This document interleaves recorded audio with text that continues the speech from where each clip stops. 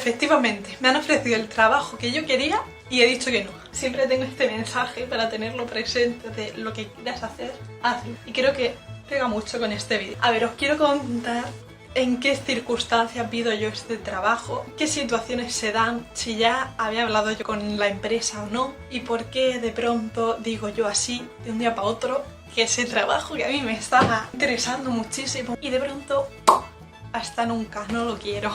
Resulta que yo estaba en Irlanda, como sabéis, y después de hacer mis prácticas decido buscar un trabajo. Desde el primer día que yo empiezo el trabajo y veo que no me gusta, decido seguir buscando al mismo tiempo que estoy trabajando. Empieza a echar muchísimo currículum y empiezan a contactarme.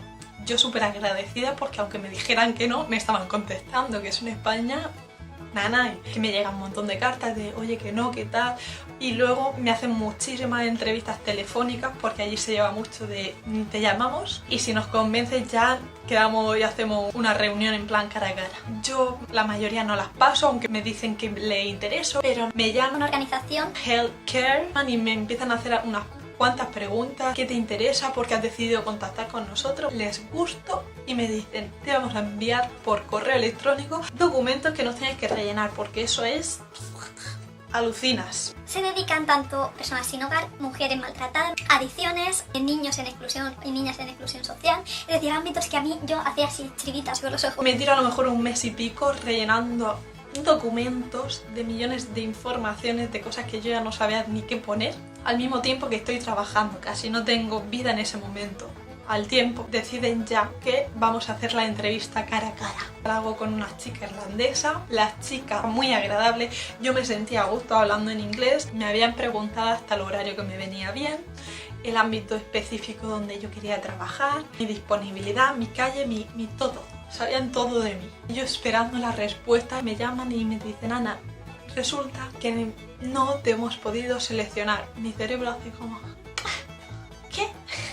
Y entonces ya lo que me dicen después a mí ya como que no lo tengo muy en cuenta, pero me dicen oye Ana, nos ha gustado mucho aún así, nos gustan tus competencias, tus habilidades, toda tu experiencia que tienes, por lo que hemos decidido no cogerte por tu nivel de inglés, porque obviamente tendrías que trabajar con personas de la calle que no tienen un inglés profesional, tú no lo entenderías y preferimos que pase un tiempo y ya te contactaremos.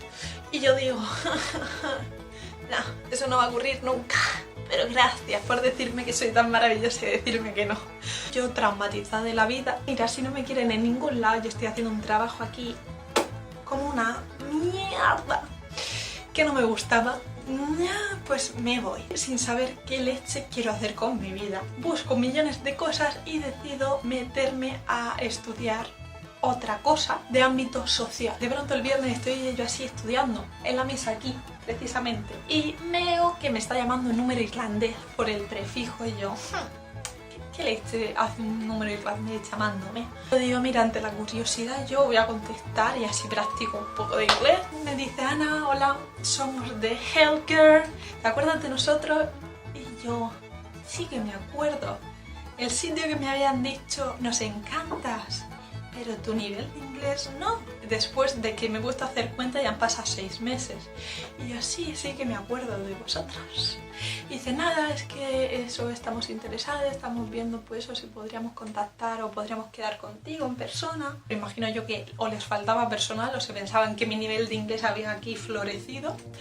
Y les digo pues mira, es que no estoy ya en Irlanda, estoy en España. Pero nada, que muchas gracias, a lo mejor en un futuro yo pensando no vaya a ser que se me vaya a mí la chabola y de pronto en un momento dado quiera contactar otra vez con ellos. Y yo después de descolgar, de decir adiós, es como me voy a explotar la cabeza. ¿Por qué narices me llamáis ahora? Me podríais haber contactado cuando estaba yo en Irlanda.